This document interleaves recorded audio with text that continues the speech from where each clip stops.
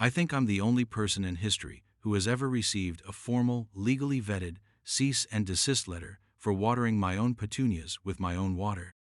But that's what happens when you cross an HOA president whose ego is bigger than the lake our houses are built on. She wanted to make an example of me for refusing to join her little suburban fiefdom.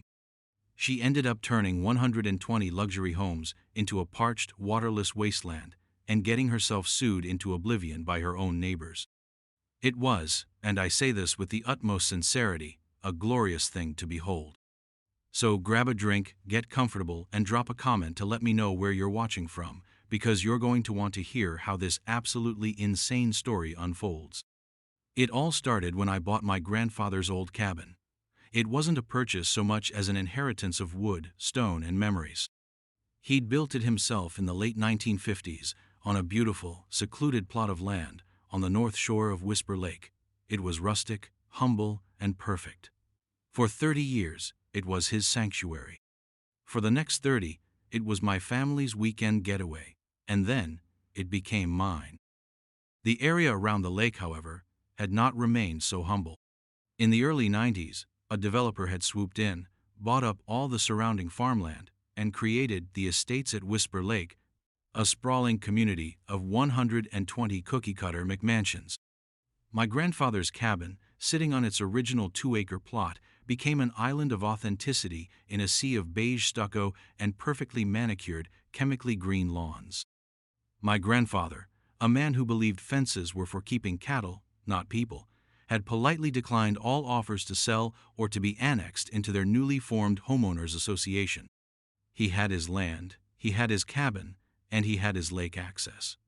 He didn't need a committee to tell him what color he could paint his own front door. For decades, a quiet, unspoken truce existed. The HOA ignored the old cabin, and the old cabin's inhabitants ignored the HOA. This arrangement worked beautifully until about 2 years ago, when a new queen ascended the HOA throne. Her name was Brenda, and Brenda was, for lack of a better term, a piece of work. She drove a gleaming black Escalade that was perpetually spotless, wore expensive athletic wear as if she were always on her way to a yoga class she had no intention of attending, and possessed a voice that could strip paint. Power, for Brenda, wasn't a responsibility, it was a weapon, and she wielded it with the precision of a surgeon and the glee of a schoolyard bully. I met her for the first time about a month after I'd officially moved into the cabin full-time. My job in civil engineering had gone fully remote, and I decided to trade my city condo for the peace of the lakeside. I was out on my dock, enjoying the sunset, when the Escalade crunched to a halt on the gravel of my driveway. Brenda emerged, clipboard in hand, a look of profound disapproval etched onto her face. "Are you the new owner?" she demanded, forgoing any sort of greeting. I introduced myself, and she barely acknowledged it. "I'm Brenda Clark, president of the Estates at Whisper Lake Homeowners Association," she announced, as if presenting her credentials to a border guard. "I'm here to give you your welcome packet and a copy of the community bylaws. Your initiation fee is $500, and your monthly dues are $250. We'll need a card on file." I smiled politely. "Oh, there must be a misunderstanding. This property isn't part of the HOA." Brenda's perfectly plucked eyebrows knitted together. "I'm sorry, what? Of course it is. All homes on Whisper Lake are part of the association." I tried to explain, as my grandfather had done countless times before. Actually, no. This plot was never incorporated. It predates the entire development. I have the original deed and the county records if you'd like to see them. "We've never been members," she scoffed, a short, sharp sound of disbelief. "That's absurd. That's not how it works. You benefit from our services, our road maintenance, our security, our lake management." I held my ground. "I appreciate that, but my driveway connects to the old county road on the other side, not your private streets. And my grandfather's deed includes full riparian rights to the lake, so I don't require your permission for access. I'm really not trying to be difficult, but this property simply isn't, and has never been, within the HOA's jurisdiction." This was, I would later learn, a declaration of war. To Brenda, my calm, factual statement was an act of rebellion. She saw my little rustic cabin not as a historical quirk, but as a defiance of her authority. A single, unpainted shingle in her otherwise perfectly uniform world. She snatched the welcome packet back. "We'll see about that," she hissed, and stormed back to her Escalade, leaving a cloud of dust and indignation in her wake. The next few months were a masterclass in petty tyranny. I received violation notices for everything imaginable. The color of my roof shingles was out of harmony with the community aesthetic. My native plant garden, which I'd cultivated to attract pollinators, was an unmanaged weed patch. The small fishing boat tied to my dock was a non-approved watercraft. Each notice was printed on expensive letterhead and threatened fines of $50 per day. Each time, I would write a polite, formal letter back, citing the legal fact that I was not a member of her association and therefore not subject to its bylaws, and I would include a photocopy of the relevant section of my property deed. I sent these letters via certified mail just to be sure they were received. I imagined Brenda's face twisting in fury each time she had to sign for one. The situation was absurd, but it was also a nuisance. It felt like being pestered by a particularly persistent, well-funded mosquito. My neighbors were a mixed bag. A few of the older residents, who remembered my grandfather, would give me a sympathetic wave. One of them, a kind retired gentleman named Arthur, stopped by one afternoon while I was repairing a section of my fence. "Don't let Brenda get to you," he said, leaning on his rake. "She tried to fine me last month because my garden gnome was, and I quote, displaying an unseemly level of whimsy. The woman's wound tighter than a banjo string." But most residents were either too intimidated by Brenda or too invested in the HOA's rigid order to offer any support. They liked their identical houses and their identical lawns. My cabin, with its charming imperfections, was a splinter under their collective fingernail. Brenda, enabled by her silent, compliant board and the apathy of the residents, decided to escalate. If she couldn't control my land, she would try to control my access to its resources. Her final, fatal overreach came in the form of a crisp white envelope delivered by a courier. It was from the HOA's law firm, a notoriously aggressive outfit from the city. The letter was dense with legalese, but the message was clear. It stated that all water infrastructure within the estates at Whisper Lake was the property of the HOA. As a non-member, I was not entitled to use said infrastructure. It alleged I had an illegal and unauthorized tap into the community water main. I was ordered to cease and desist all use of HOA-provided water within 10 days. If I failed to comply, the HOA would take all necessary steps to disconnect the property and would pursue all available legal remedies to recover costs, fines, and punitive damages. I read the letter 3 times. My first reaction was confusion. I had always assumed the cabin had its own well. It was built long before the development's water system was even a glimmer in some developer's eye. Why would my grandfather have ever connected to their system? It made no sense. My second reaction was a slow, simmering anger. This wasn't about a bylaw or a fine anymore. This was about water. A fundamental necessity.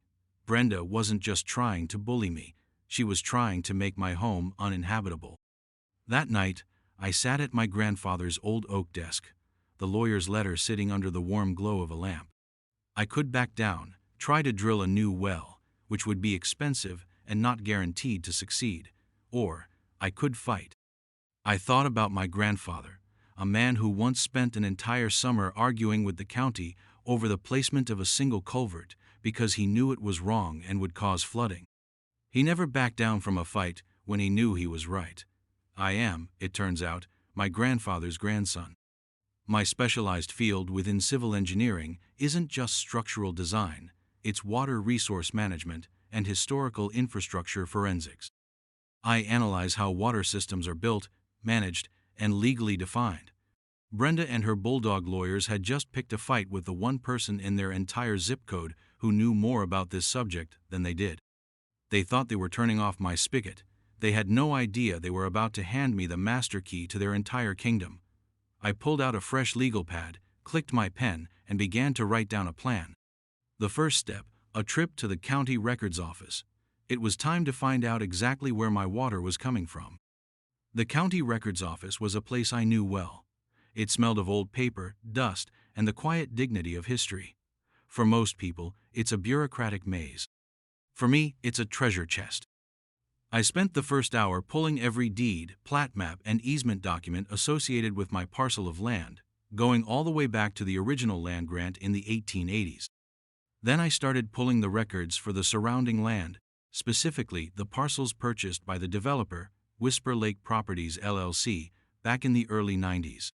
I laid the giant, crinkly maps out on a large table, carefully aligning them using survey markers and geographical features. It was like putting together a giant, boring-looking puzzle that, if solved, would reveal a beautiful truth, and that's when I saw it. It was a small, almost insignificant notation on the original 1958 survey map of my grandfather's property.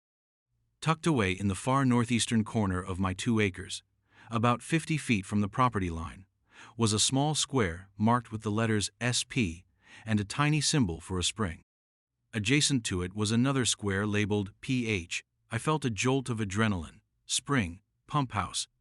I cross-referenced it with the developer's master plan from 1992. Their entire water distribution system, a complex web of pipes feeding 120 homes, originated from a single point. That point was a large pump station that, according to their own plans, sat directly on top of the spot my grandfather's map had marked PH. My heart started beating a little faster. The developer's map showed the pump house, but it was shaded in a way that suggested it was part of their common area.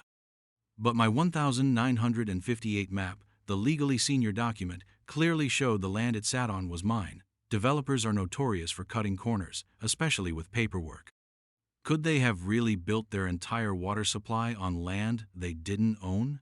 I dug deeper, searching for any record of a sale or an easement. I looked for any document where my grandfather, Jonathan Miller, had transferred that specific corner of his land to Whisper Lake Properties LLC. I found records of them trying to buy it. There were 3 separate offers, all formally recorded and all formally rejected by my grandfather. What I did find was a very peculiar, 1-page water use agreement from 1993. It was a poorly drafted document, clearly not written by a competent lawyer. It stated that Jonathan Miller granted the developer permission to utilize the spring-fed water source located on his property for the purpose of supplying the new development. In exchange, the developer would provide a permanent, maintenance-free water connection to his cabin at no cost, in perpetuity. But here was the critical part. The agreement granted permission to use the water. It did not grant an easement for the land. It did not transfer ownership of the spring. It did not transfer ownership of the water rights. It was, in legal terms, a licensable agreement, not a conveyance of real property.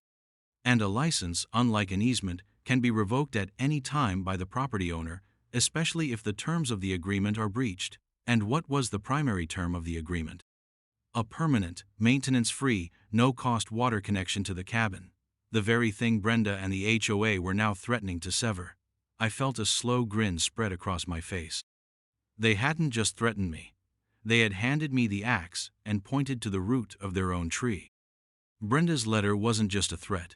It was a formal declaration of their intent to violate the one single document that gave them any right to be on my land in the first place.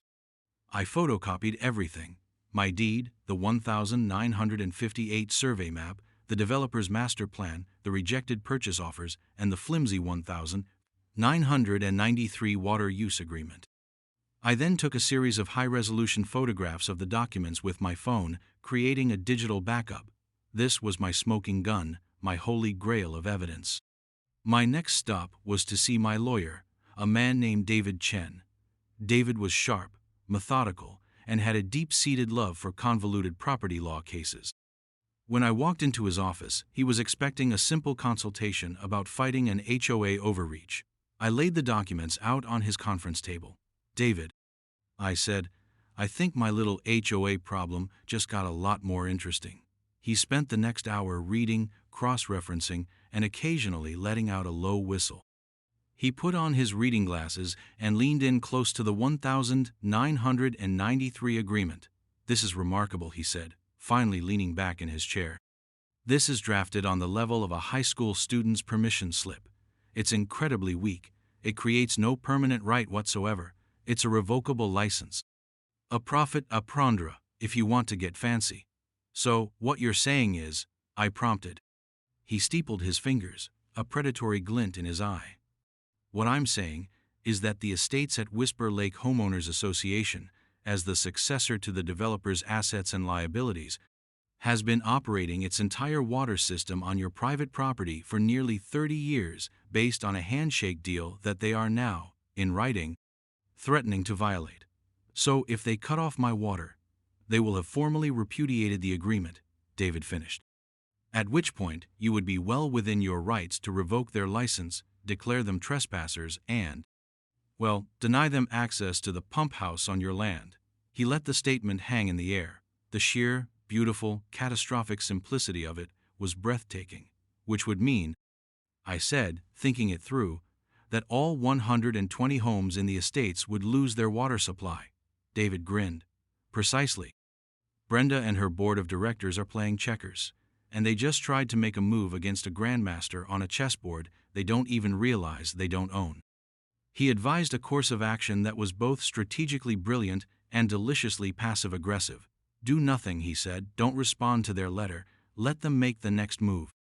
They've given you a 10-day deadline. Let's see if they're foolish enough to follow through. In the meantime, get prepared.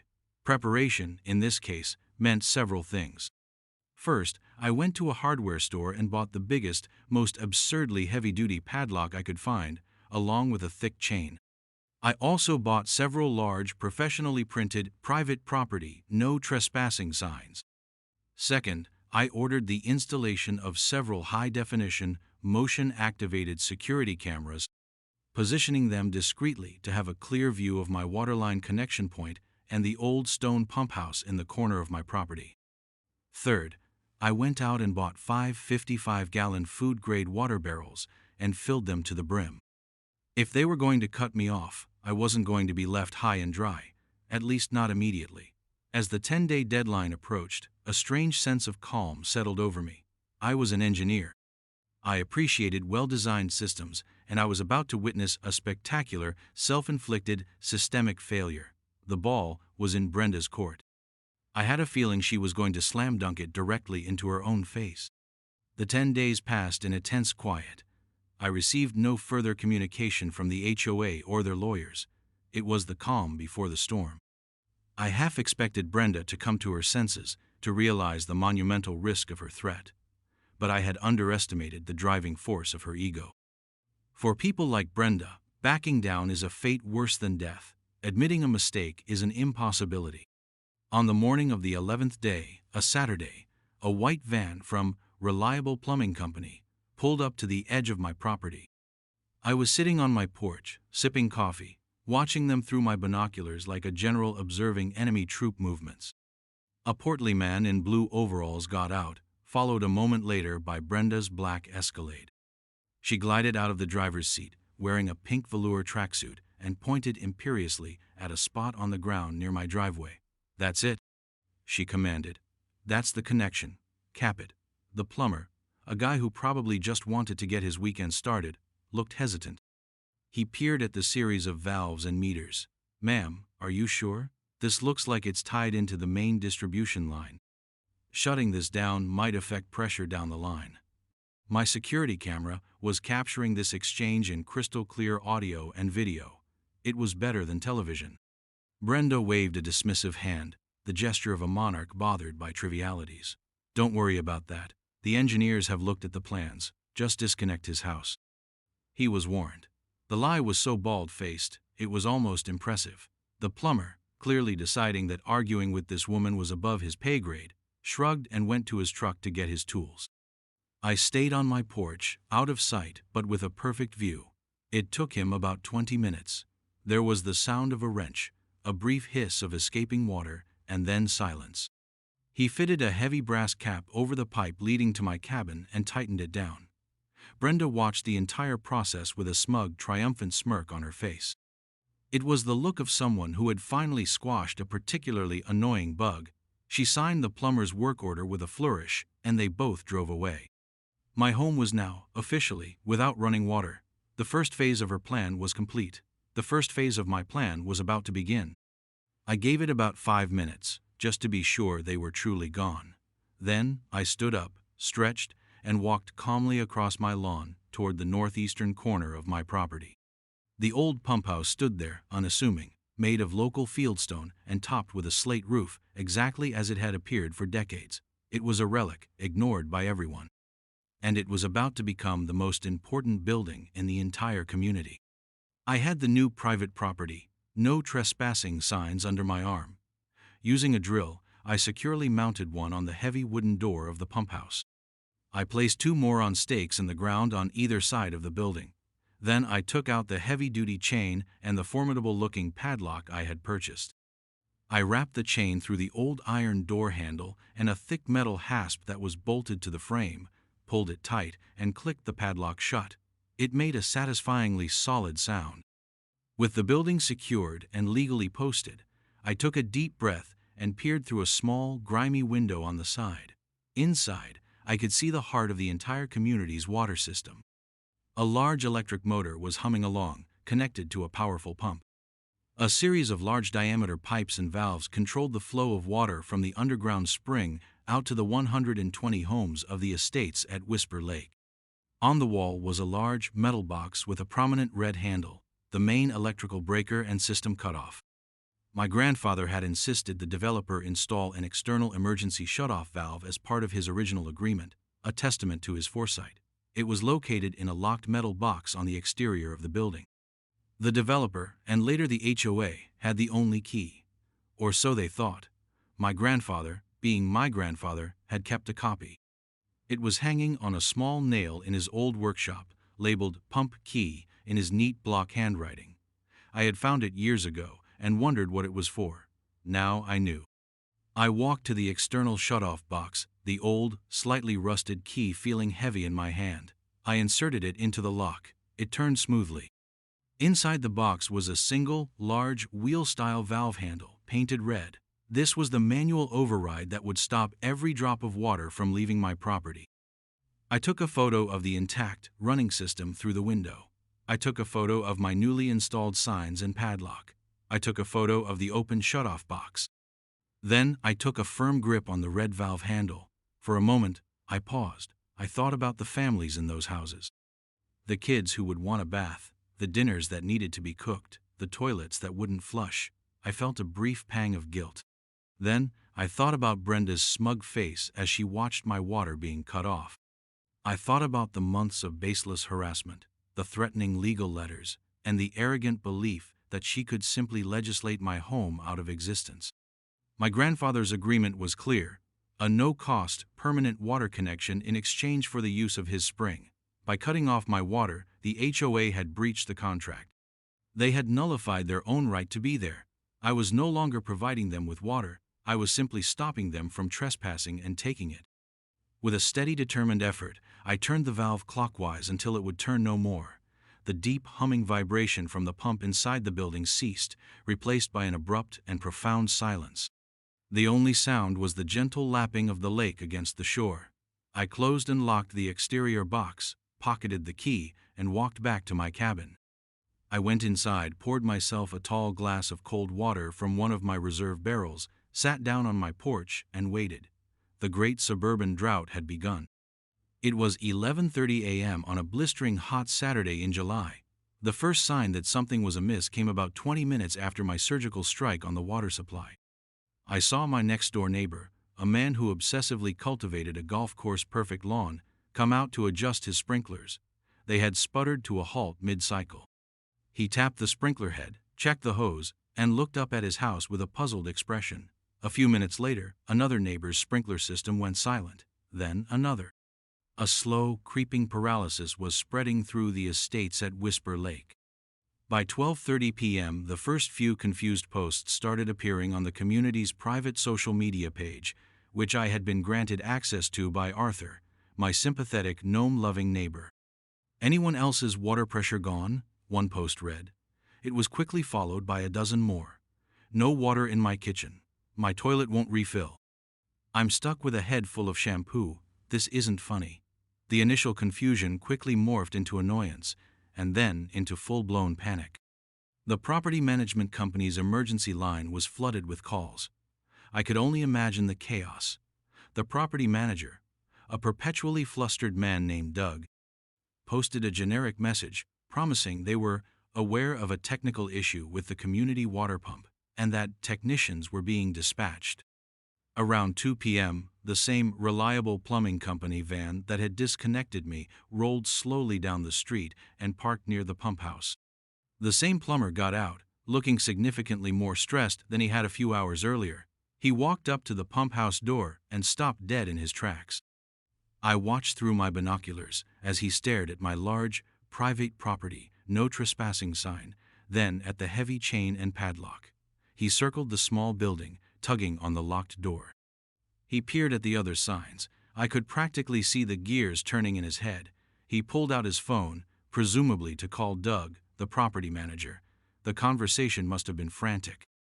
A few minutes later, Doug himself arrived in a beat-up sedan, his face a mask of anxiety. He and the plumber had a heated, animated conversation, gesturing wildly at the pump house and then, inevitably, toward my cabin. The horrifying realization of what had happened was beginning to dawn on them. But the real fireworks started around 3 p.m., when Brenda's Escalade came roaring down the street, kicking up gravel. She screeched to a halt beside the other vehicles and stormed over to the pump house, her pink velour suit now looking wilted in the afternoon heat. I saw her eyes narrow as she read the signs. I saw her physically recoil from the padlock, as if it had personally offended her. Her voice, even from 100 yards away, carried across the lawn. It was a shriek of pure, unadulterated rage. She jabbed a finger toward my cabin, her entire body trembling with fury. She spent several minutes berating Doug and the plumber, who both looked like they wanted the earth to swallow them whole. Finally, the inevitable confrontation. Brenda, now flanked by Doug and a handful of other increasingly irate and dehydrated-looking homeowners, began to march across my lawn. They were a small, angry mob, and they were heading directly for my front porch. This was the moment I had been waiting for. I remained seated in my rocking chair, calmly sipping my glass of water. As they approached, I could see the fury in Brenda's eyes. "What is the meaning of this?" she screeched, pointing a trembling finger at the lock on the pump house. "You have sabotaged the entire community's water supply. This is illegal. I'm calling the sheriff." I took a slow, deliberate sip of water before answering. "First," I said in a calm, level voice, "you are trespassing on my property. Second, I haven't sabotaged anything. I have secured my private property and stopped the unauthorized removal of my private resources." Doug, the property manager, stammered, "What are you talking about? That's the HOA's pump house, is it?" I asked, raising an eyebrow. "I'd be very interested to see the deed or title that proves that, because I have one right here," I said, holding up a file folder that shows this pump house and the land it sits on and the spring beneath it have been part of my family's property since 1958. I pulled out the crisp copy of the survey map and the deed and held them up. "This pump house is on my land, Brenda." Brenda's face went from red to a pale, sickly white. That's impossible." The developer, I interrupted, signed a licensing agreement with my grandfather. He gave them permission to use his water in exchange for a free, permanent connection to this cabin, an agreement which you, as president of the HOA, formally violated this morning at approximately 11:15 a.m. when you illegally ordered my water connection to be severed. I gestured toward the capped pipe near my driveway. By doing so, you repudiated the only legal basis you had for accessing my water. Therefore, your license is revoked, effective immediately. You and the HOA are now trespassing. One of the other homeowners, a lawyer who lived down the street, pushed his way forward. "This is ridiculous. We have an easement by prescription. We've been using it for 30 years. I smiled. David Chen had prepped me for this. "An excellent point." I said, "However, an easement by prescription cannot be established if the use was permissive. The 1993 agreement proves the use was with my grandfather's permission. It was a license, not a hostile claim. That license had one condition, which the HOA has now broken. There is no easement. You have no legal right to that water. You are, in effect, thieves." The silence that followed was deafening. The other homeowners were no longer looking at me as the villain. Their angry glares were slowly turning toward Brenda, who looked like she was about to be physically ill. Her entire world of absolute authority and control had just crumbled to dust at her feet, and it was a structure she herself had dynamited. "So what now?" the lawyer homeowner asked, his tone shifting from confrontational to genuinely concerned. "What's it going to take to get the water back on?" I looked past him, directly at Brenda. "That's an excellent question," I said. "Right now, my only concern is securing my property from further trespassing and theft of resources. Any discussion about a new water use agreement will have to be conducted between my lawyer and the HOA's legal counsel. I would advise you to have them call him. I've written his number down for you." I held out a small piece of paper with David Chen's name and number on it. Doug, the property manager, snatched it like a drowning man grabbing a life preserver. Brenda just stood there, speechless, her face a mixture of shock, humiliation, and dawning horror. She had tried to swat a fly and had ended up burning down her own house. The small crowd began to disperse, muttering amongst themselves. The anger was now firmly directed at its rightful owner. As they walked away, Arthur, my gnome-loving neighbor, caught my eye from his own porch and gave me a slow, deliberate nod of approval. I nodded back, took another sip of my water, and settled in to enjoy the rest of my quiet, peaceful afternoon. The negotiations were about to begin, and for the first time in 30 years, I held all the cards. The fallout was immediate and spectacular. Within hours, the estates at Whisper Lake had devolved into a state of suburban chaos. People were buying up every bottle of water from the local grocery store. The community social media page was a raging inferno of accusations, panic, and vitriol, almost all of it directed squarely at Brenda. The phrase, "impeach Brenda," became a trending topic within their tiny digital ecosystem. An emergency HOA board meeting was called for that very evening, held on the parched brown lawn of the community clubhouse, since there was no water to run the air conditioning or flush the toilets inside. I watched from a distance as nearly every resident of the 120 homes showed up, their faces grim. It was less of a meeting and more of a public trial. According to Arthur, who gave me a play-by-play the next day, Brenda tried to defend herself, babbling about insubordinate residents and unforeseen legal complexities, but no one was buying it. The lawyer homeowner stood up and explained the legal reality of the situation in stark, simple terms. Their HOA president, through a personal vendetta, had single-handedly cut off the entire community from its only water source, a source they never actually owned. The vote of no confidence was unanimous. Brenda was stripped of her presidency and her position on the board in a humiliating public spectacle. Her husband, Gary, the silent enabler, resigned in shame a minute later. By the end of the night, the Queen had been deposed, her reign of terror over. The next morning, a Sunday, my lawyer David Chen received a call. It wasn't from the HOA's aggressive, high-priced law firm. It was from the homeowner, who was a lawyer himself, acting on behalf of a new, hastily formed emergency water committee. The tone was not demanding, it was desperate. They wanted to know my terms. David, following the script we had laid out, was polite but firm. He explained that before any discussion of a new water use agreement could even begin, several preconditions had to be met. First, my water line was to be reconnected immediately and at the HOA's expense.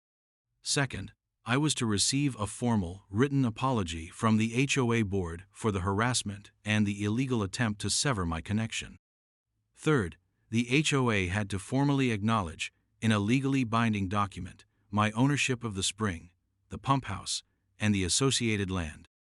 And fourth, they had to agree, in principle, to compensate me for the unauthorized use of my water for the past 30 years. The committee, facing a full-blown rebellion from the residents, agreed to all terms without hesitation. By noon, the very same plumber who had capped my line was back, this time with a sheepish look on his face, to reconnect it. He worked quickly, and as I heard the water begin to flow back into my pipes, I felt a profound sense of vindication. The negotiations for the new, long-term agreement took about 2 weeks. It was a masterclass in leverage. The HOA was powerless, and they knew it. Their expensive lawyers, once they reviewed the documents I had uncovered, advised them to settle quickly and quietly. The final agreement we drafted was a thing of beauty. It had several key components. First, the old, flimsy 1993 agreement was declared null and void. In its place, I granted the estates at Whisper Lake Homeowners Association a formal 99-year water easement. This gave them the legal right to use the water, but cemented my ownership of the source. Second, in exchange for this easement, the HOA would pay an annual fee. This fee was not insignificant. David and I calculated it based on the average commercial rates for raw water supply for a community of that size. It came out to a figure that would ensure the HOA thought twice before ever letting its power go unchecked again. Third, the issue of back payment for 30 years of unauthorized use. This was a massive number. Instead of taking it as a personal windfall, I had David structure it so that the bulk of the money would be paid into a charitable trust I established, dedicated to the conservation and environmental protection of Whisper Lake and its surrounding watershed. A small portion was designated to cover my legal fees and the cost of my personal inconvenience, which included the purchase of my water barrels and the installation of my new security system. Fourth, my property. The agreement stipulated that my cabin would receive water from the system completely free of charge, in perpetuity. Furthermore, the HOA was now legally responsible for all maintenance and operational costs of the pump and distribution system, forever. The agreement also included a good neighbor clause, which explicitly and permanently exempted my property from all HOA bylaws, rules, and assessments. I was, in writing, a sovereign nation. Finally, the cherry on top. Brenda and her husband, it turned out, were in violation of several HOA bylaws themselves, including an unapproved deck extension and a fence that was 6 inches too high, violations the old board, under her control, had conveniently ignored. The new, humbled HOA board, eager to show its fairness, immediately issued her violation notices. The fines were substantial. The last I heard, they were forced to sell their house and move. Their black Escalade was seen leaving the estates at Whisper Lake for the final time, not with a roar, but with a whimper. Life at the lake is different now. It's quieter. The new HOA board is made up of reasonable people, including Arthur, who keeps a watchful eye on things. They are focused on actual community management, not on petty power trips. The lawns are still green, but there's a new sense of humility in the neighborhood. They all know that every time they turn on a tap, take a shower, or water their petunias, they are doing so by my grace. My little cabin, once seen as an eyesore, is now looked upon with a certain begrudging respect. It's the house that holds the keys to the kingdom. I spend my days working, fishing, and tending to my garden. The charitable trust is already funding projects to clean up the lake shoreline and ensure its health for generations to come. Sometimes I walk over to the old stone pump house. The heavy-duty padlock is gone, replaced by a new one for which both I and the HOA have a key. But the private property sign remains, a quiet, permanent reminder of what happened. It serves as a testament to the fact that sometimes the biggest bullies collapse the moment you stand up to them. They rely on you being too tired, too intimidated, or too uninformed to fight back. But if you have the patience to do your homework and the courage to stand your ground, you can achieve a victory so complete, so deliciously ironic, that it becomes the stuff of local legend. And let me tell you, there's nothing quite as satisfying as that.